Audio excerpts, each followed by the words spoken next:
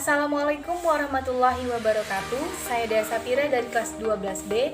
Di sini saya bersama rekan-rekan saya ingin menjelaskan tentang teori evolusi. Saya akan menjelaskan soal nomor pertama tentang pengertian dari teori evolusi dan teori evolusi. Yang pertama, teori merupakan konsep dasar pemikiran sosial yang berupa konsep, definisi, proposisi yang berusaha menjelaskan tentang hubungan sistematis antara fenomena. Yang kedua, evolusi merupakan perubahan secara berangsur-angsur, yang dimana biasanya berubah menjadi bentuk yang lain, yang lebih kompleks maupun yang lebih baik.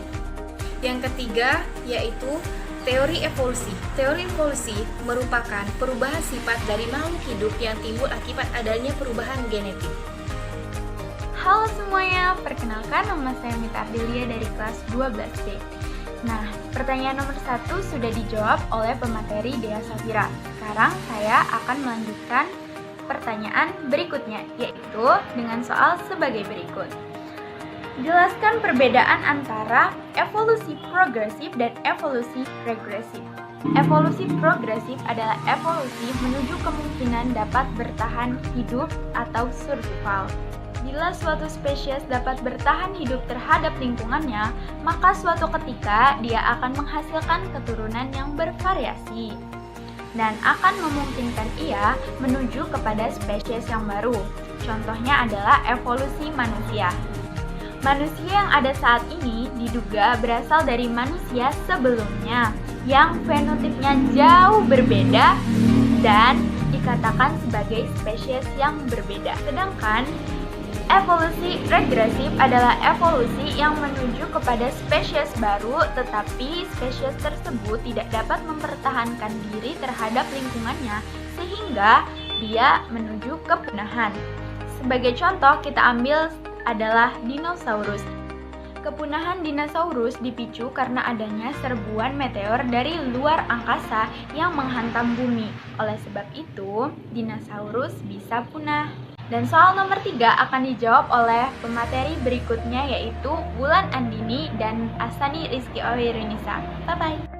Halo, saya Wulan Andini. Di sini saya akan menjelaskan tentang teori evolusi manusia oleh berbagai tokoh. Yang pertama adalah teori George Cuvier pada tahun 1769 sampai 1832. Beliau ini adalah seorang tokoh paleontologi asal Perancis. Beliau mengatakan bahwa pergantian spesies ini disebabkan oleh terjadinya serangkaian bencana alam atau katastrofi. Jadi termasuk bencana alam ini bisa meletus, tsunami, ataupun yang lainnya. Jadi ini mempengaruhi peradaban manusia di dunia. Yang kedua adalah teori uniformitarianisme pada tahun 1797 sampai 1875. Seorang ilmuwan bernama Charles Elias dalam bukunya yang berjudul The Principle of Geology mengatakan bahwa keadaan geologi di dunia ini terjadi secara perlahan dan beragam. Yang ketiga adalah teori evolusi Lamarck oleh Jean-Baptiste Lamarck pada tahun 1744 sampai 1629. Beliau mengatakan sebuah teori evolusi yang dinamakan teori use or disuse. Jadi di teori ini apabila jika suatu organ dipergunakan dengan baik, maka fungsinya akan meningkat. Sebaliknya, jika suatu organ tidak dipergunakan dengan baik, maka organ tersebut akan bahkan tidak berfungsi lagi. Selanjutnya adalah teori Thomas Robert Malthus. Beliau mengatakan tentang pro dan kontra dalam pendapat jumlah pertambahan manusia di dunia ini lebih cepat dari jumlah makanan. Selanjutnya akan dilanjutkan oleh rekan saya. Terima kasih. Hai, saya Asani Rizky Ohirinisa dari kelas 12B. Saya ingin menyampaikan materi selanjutnya yang sebelumnya telah disampaikan oleh Wulan Andini. Baik, tokoh selanjutnya ada Alfred Russel Wallace. Dia adalah penemu garis Weber dan Wallace. Selanjutnya ada Charles Darwin. Charles Robert Darwin, ahli IPA dari Inggris tahun 1831 mengikuti pelayaran kapal HMS Beagle, Kepulauan Galapagos, Amerika Serikat. menemukan bermacam variasi burung finch dengan memiliki variasi paruh sesuai dengan maknanya. Ide pokok-pokok Darwin itu terbagi menjadi 6, yaitu yang pertama adalah makhluk hidup bervariasi dan diwariskan pada keturunannya. Yang kedua adalah populasi bertambah karena makhluk hidup berkembang biak. Yang ketiga, pertambahan populasi tidak berjalan terus-menerus. Yang keempat, individu berkompetensi supaya bertahan hidup. Yang kelima, sifat diwariskan membuat individu bertahan hidup dan reproduksi dalam keadaan lingkungan tertentu. Yang keenam, seleksi lingkungan hanya makhluk hidup yang adaptif terhadap lingkungan. Ada pula pokok-pokok pikiran Darwin, yaitu yang pertama adanya variasi dalam suatu keturunan. Yang kedua, bertambah banyaknya populasi. Yang ketiga, adanya bertahan hidup. Yang keempat, adanya peristiwa seleksi alam. Sebelum Darwin publikasi teorinya, ia menerima karangan ilmiah dari Alfred Russel Wallace, yaitu penelitian dari Himalaya yang isinya sama dengan teori Darwin. Tokoh selanjutnya ada August Weismann. August Weismann ini adalah ahli biologi Jerman dengan peristiwa genetika. Pendapatnya bahwa sel-sel tubuh tidak dipengaruhi oleh lingkungan. Ia membuktikannya dengan mengawinkan 2 tikus, dipotong ekornya hingga keturunan 21 ekornya tetap panjang. Jadi, si August Weismann ini menyimpulkan bahwa perubahan sel tubuh pengaruh karena lingkungan tidak diwariskan keturunannya. Yaitu, selanjutnya, evolusi adalah pewarisan gen-gen melalui sel kelamin atau faktor genetika. Baik, itu saja materi yang dapat saya sampaikan. Selanjutnya akan dibahas oleh Yosela Zalianti. Assalamualaikum warahmatullahi wabarakatuh. Perkenalkan, nama saya Yosela Zalianti dari kelas 12B. Di sini saya akan menjawab pertanyaan nomor 4, yaitu jelaskan perbedaan antara sebelum teori Darwin dan setelah teori Darwin. Di sini saya akan langsung menjawab. Sebelum teori Darwin, baik ahlinya maupun teorinya. Yang pertama ada Anaximander, yaitu tahun 500 sebelum Masehi. Filsuf Yunani yang menyatakan bahwa makhluk akuatik pindah ke darat. Kemudian yang kedua ada Empedocles, yaitu tahun 495 sampai 435 sebelum Masehi. Filsuf Yunani pula yang menyatakan bahwa kehidupan lumpur dan juga tumbuhan itu kemudian berubah menjadi hewan. Kemudian yang ketiga ada Erasmus Darwin di tahun 1731 sampai 1802. Judul buku Zoonomia, asal usul sama dan fungsi sama diwariskan pada keturunannya. Kemudian yang keempat ada Sir Charles di tahun 1797 sampai 1875. Ahli geologi Skotlandis pendapat bumi masih muda. Kemudian yang kelima ada Thomas Corbett Malthus di tahun 1766 sampai 1834. Ahli ekonomi Inggris, yaitu judul bukunya Essay of the Principle of Population, yang intinya tidak ada keseimbangan antara kehidupan penduduk dan juga bahan makanan. Kemudian yang terakhir ada George Cuvier dari tahun 1769 sampai 1832. Masa diciptakannya dari makhluk yang berbeda, teori katatropisme. Sekian, itulah jawaban dari saya tentang sebelum teori Darwin, dan materi setelah teori Darwin akan dijawab oleh saudari Santi. Teori setelah Darwin. Para ilmuwan setelah Darwin telah mengembangkan teori evolusi. Dalam perkembangannya ditemukan bahwa proses evolusi oleh seleksi alam terjadi karena adanya perubahan frekuensi gen dari satu generasi ke generasi berikutnya melalui materi genetik yang mewariskan sifat individu induk ke individu anakan. Halo, perkenalkan aku Rini Apriliani dari kelas 12B. Di sini aku akan bahas tentang perbedaan abiogenesis dengan biogenesis. Pertama kita bahas tentang abiogenesis dulu ya. Abiogenesis adalah teori yang menyatakan bahwa makhluk hidup berasal dari benda mati. Kenapa ya? Hal ini terjadi karena pada masa lampau, orang-orang cenderung mempercayai suatu fakta dari apa yang ia lihat saja loh. Contohnya, ikan dan katak berasal dari lumpur. Kenapa? Karena mereka muncul dari lumpur.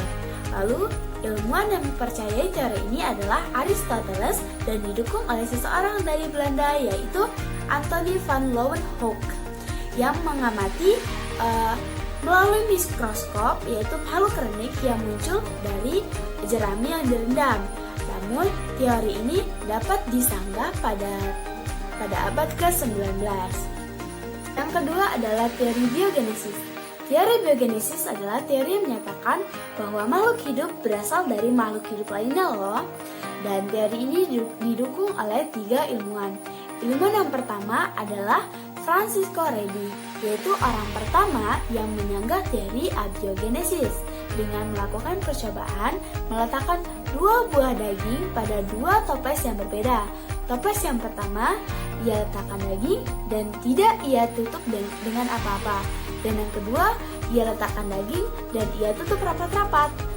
Dan hasil yang terjadi adalah pada toples pertama daging terdapat larva-larva dan ulat-ulat. Lalu pada toples yang kedua tidak terjadi apa-apa di dalam daging tersebut.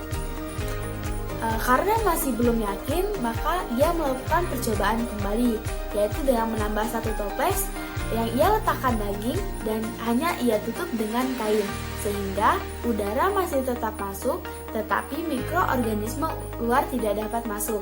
Dan yang terjadi adalah tidak terjadi apa-apa, masih tetap bersih seperti semula. Maka kesimpulan yang dapat diambil adalah larva muncul bukan dari daging, tapi dari mikroorganisme yang terdapat pada udara yang masuk ke dalam toples itu sendiri. Dan yang kedua adalah ilmuwan Lazzaro Spallanzani, yaitu ilmuwan yang melakukan percobaan hampir mirip dengan Francisco Redi, namun pada Spallanzani ia melakukan pada air kaldu. Ia meletakkan air kaldu pada 2 wadah yang berbeda.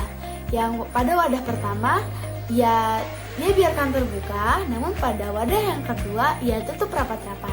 Setelah direbus lalu didiamkan, hal yang terjadi adalah pada botol yang ia biarkan terbuka terdapat mikroorganisme di dalam air kaldu.